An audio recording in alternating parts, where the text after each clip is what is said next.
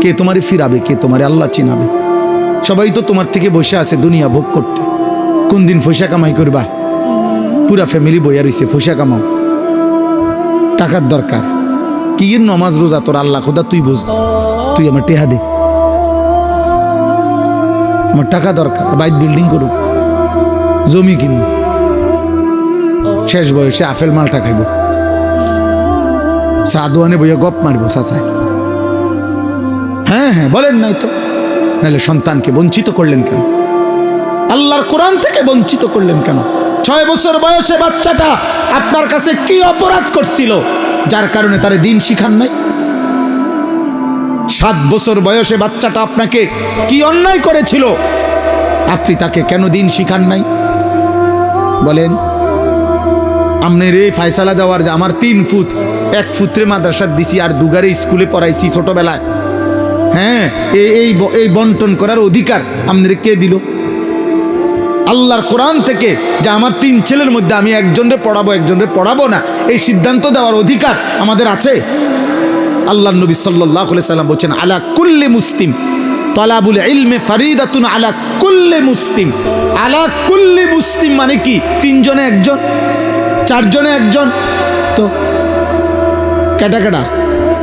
তাইলে বলেন, আপনাকে তো নিষেধ করে নাই বাংলা পড়াইতে, আপনাকে তো বলে নাই জেনারেল পড়া নিষেধ, বাংলা, অঙ্ক, ইংরেজি, পদার্থ, জীববিজ্ঞান এগুলো হারাম। হুজুররা বলছে এগুলো হারাম। তাহলে আমি তো কুমিল্লা ভিক্টোরিয়া কলেজ থেকে মাস্টার্স পাস করছি, আমি তো জেনারেল লাইনে পূর্ণ পড়ালেখা করছি। সায়েন্স বিজ্ঞান বিভাগ থেকে আমি তো দাখিল এসএসসি পাস করছি 1998 সালে। বাংলাদেশে সর্বোচ্চ নাম্বার পেয়ে ফার্স্ট হয়েছি, 1 নাম্বার সারা বাংলাদেশে। আমি তো এখানে বহুবার আসছি, আপনারা আমারে দেখছেন না আগে? তাইলে আব্বা বলেন, আমি তো নিষেধ করি নাই, তুমি পড়ো স্কুলে, পড়ো কলেজে, তুমি একদম হিমালয় পর্বতের উপরে উঠতে লাও, আটলান্টিক মহাসাগরের নিচে যাও। কিন্তু প্রশ্ন হলো, আল্লাহ বুল্লা কেন? নামাজ বুল্লা কেন? মালিকের কোরআন পড়তে পারো না কেন? আল্লাহর নামের একটা তাসবিহ পড়তে পারো না কেন? নবীর শিখানো 10টা দোয়া বলতে পারো না কেন? হ্যাঁ, এটা বাধা কিসে? এটা ছুটে গেল কেন আব্বা? বাথরুমে ঢুকতে দোয়াটা পারো না কেন? বের হইতে দোয়াটা পারেন না কেন? আপনি না মাস্টার্স পড়ছেন, আপনি না এসএসসি পাস করছেন, আপনি না ইন্টারমিডিয়েট পাস করছেন, আপনি না অনেক কিছু পড়ছেন, তো এটা ভুলে গেলেন কেন? এটা বাদ দিলেন কেন? আখেরাত বাদ দিলেন কেন? আল্লাহ আমাদেরকে বিবেক দান করে। চলেন, এই দিন রাত্রি তোমাদের এই মোবাইলের শেষ, মোবাইলের এই আসক্তি একদিন তোমাগরে এখনই একদিন নিশ্চিত মনে পড়বে যে প্রতিবন্ধী, মানসিক ভারসাম্যহীন, কোনো কাজে ধৈর্য, সহ্য, ধীরস্থিরতা এবং পরিশ্রম করার মতো শক্তি, উদ্দীপনা মোবাইলে আসক্ত নাফরমানের থাকে না। ও কোনো কিছুতেই ধৈর্য ধরতে পারে না। এটা অভিশাপ, মনে রাখ। আমি বললাম, আমি ব্যক্তিগতভাবে কিশোর নওজোয়ানদের প্রতিটা আচার আচরণ নিয়ে ফিকির করি, ভাবি, তাকায় থাকি, কি করে, কেমনে লড়ে, কেমনে হাসে। হ্যাঁ হ্যাঁ, এটা আমার জিন্দিগির মেহনত।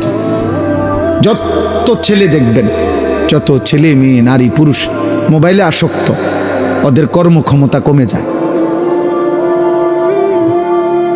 ভারী মজবুত কষ্টসাধ্য কাজ করার মানসিকতা কমে যায়। সে শুধু সময় ফাঁক খোঁজে, তার হাতে সময় নাই, তার তো মোবাইল দেখতে হবে, তাড়াতাড়ি পাত খাইলেছে 2-4 লোকমা, পেটে ভোক আছে অথচ সময় নাই। হ্যাঁ, ওই দেখেন, ওই বেয়াদব দেখেন, এই যে দেখেন, এই যে তোমার নিষেধ করা হয়েছে না আব্বা, তুমি বাংলা বোঝো না? বলো বাবা, বলো, এখন লজ্জা পাইলা কেন? বলো আব্বা, বলো, তুমি দাঁড়ায় বলো, প্রতিবাদ করো আমার বিরুদ্ধে যে না হুজুর আমি আদবওয়ালা। এটাই তো বললাম ভাইয়া, সত্য কথা, তোমারই বলছি, এটা মনে রাখো আব্বা। হয়তো কেউ শক্ত করে বলে না আর কি, কিন্তু আমি বললাম মোবাইলের আসক্তি ভারসাম্যহীন বানায় ফেল।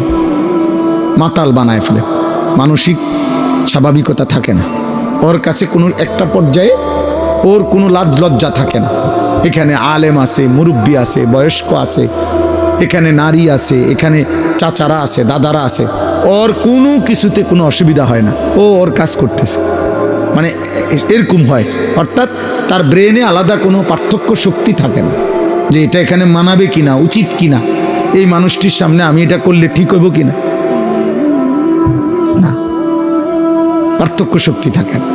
এই জন্য দেখবেন বেহায়া ছেলে পেলে রাস্তার পাশেই পেশাবে ধরছে, রাস্তার পাশেই পেশাবে বসে গেছে। আরে ভাই, তোমার তো এটা ভাবা উচিত, এখানে নারী যাবে, পুরুষ যাবে, বয়স্ক লোক যাবে, ওরা কি মনে করবে? আরে কি মনে করবো মানে, আমার মুতে ধরছে, আমার পেশাবের দরকার। এই হলো কি অপদার্থ, বেয়াদব, প্রতিবন্ধী, মানসিক ভারসাম্যহীন ব্যক্তির কাজ। অথচ আল্লাহ নবী সাল্লাল্লাহু আলাইহি সাল্লাম, সাহাবায়ে কেরাম বর্ণনা করছেন, আল্লাহ নবী বলছেন রাস্তায় তোমরা বসবা না, বসতে পর্যন্ত নিষেধ করছে, পেশাব তো দূরে থাক। হ্যাঁ, আল্লাহ রাসূল সাল্লাল্লাহু আলাইহি সাল্লাম বলছেন সাবধান, তোমরা বসবা না। ইয়াকুমুল জুলুসা ফিত তুরুকাত, সাবধান, তোমরা রাস্তায় বসা থেকে বিরত থাকো। সাহাবারা বলছেন, ইয়া রাসূলুল্লাহ, মাঝে মাঝে আমাদের অবস্থা এত সংকীর্ণ যে রাস্তায় আমরা এক পাশে যদি কয়েকজন আমরা না বসি, আমাদের এই ছাড়া একত্রে কথা বলার মতো কোনো জায়গায় নাই। মাঝে মাঝে আমাদের অবস্থা এমন হয়, তখন আমরা কি করব? আল্লাহর নবী সাল্লাল্লাহু আলাইহি ওয়াসাল্লাম বলছেন, তাহলে তখন রাস্তার হক আদায় করবা, ফাআতুত তারিকা হাক্কাহু, রাস্তার হক আদায় করবা। তো সাহাবারা বললেন, ওমা হাক্কুত তারিক, ইয়া রাসূলুল্লাহ, রাস্তার হক কি? নবীজি বললেন, গদ্দুল বাসার, চোখ নামায় রাখা। ভিন নারী, ভিন মানুষ চলতে পারে, তুমি সেখানে তাকাবা না, চোখ নামাবা। এক, কাফুল আদা, রাস্তা থেকে কষ্টদায়ক জিনিস সরায় দিবা। তিন, রদ্দুস সালাম, কেউ সালাম দিলে সালামের জবাব দিবা। চার, আমরুন বিল মারুফ, নেক কাজের কথা বলবা। আল্লাহ বলছে, বন্ধু, আপনার সুপারিশ আমি নেব এবং আপনার সুপারিশে আমি এত বেশি পরিমাণ লোককে জান্নাত দেব, আপনি খুশি হবেন। কিন্তু এই কথা আল্লাহ বলে নাই যে একটা লোককে জাহান্নাম দেব না, এটা বলে নাই, আপনারে খুশি করে দেব। এখন আমার প্রশ্ন হইল, শুধু আমি প্রায় বলি যে মনে করেন 100 কোটি মানুষ নবীর উম্মত ধরে নেন, তো আল্লাহ বললেন আমারে, জানিস তোমার নবীর সুপারিশে সকলকে আমি আল্লাহ জান্নাত দিলাম, শুধু তুমি আনিসকে জাহান্নাম দিলাম একজন, আর বাকি সবাইরে জান্নাত দিলাম। তাহলে আমার বাপ বলেন, বাকিরা সবাই জান্নাতি হলে আমি আনিস যদি জাহান্নামি হই, তো আমার কি লাভ? তো নবীকে তো আল্লাহ খুশি করবেন বুঝলাম, কিন্তু আমারও যদি জাহান্নাম দেয়, বুঝেন না এমন কথাটা?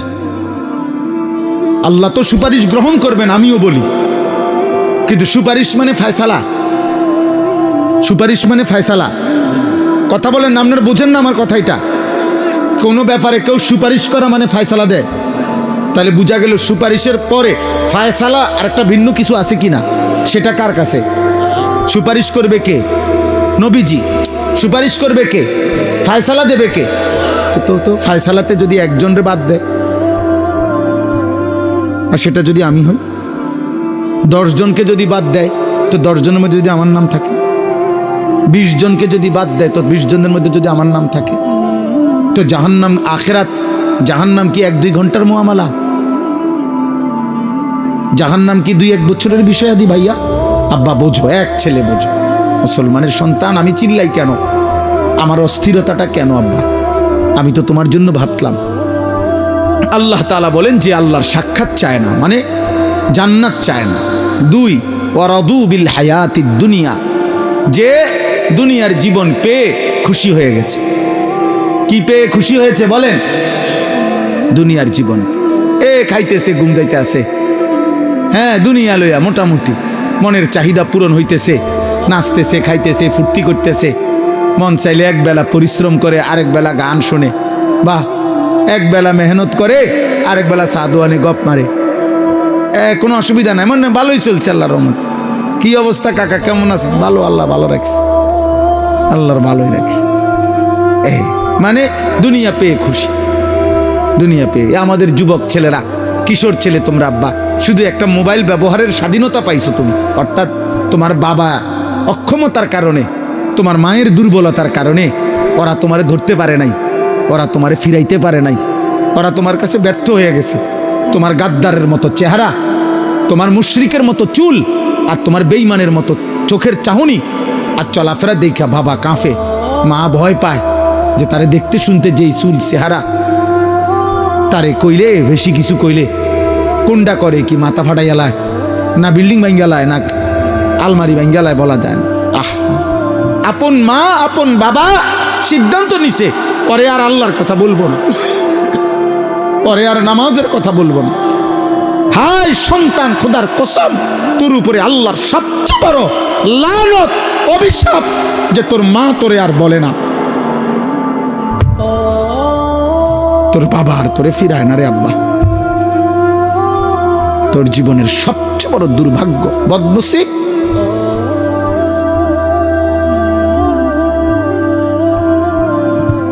দুনিয়া পেয়ে খুশি হয়ে গেছো, নারী দেখতেছো, ছবি দেখতেছো, মোবাইল দেখতেছো, নাচ গান করতেছো, ফুর্তি করতেছো, মন মতো চুল ফিরাইতেছো, যেখানে মন সে সেখানে আড্ডা দিতে পারতেছো, অবাধ মুক্ত স্বাধীন আজাদ। আল্লাহ বলেন দুনিয়া পেয়ে যে খুশি হয়ে গেছে। 3, ওয়াতমাআন্নু বিহা, যেটুকু দুনিয়া অর্জন করেছে মৃত্যুর আগে এতটুকুর উপরে নিশ্চিন্ত হয়েছে। যে নিশ্চিন্ত, এগুলো হলো চাচাদের ব্যাপারে।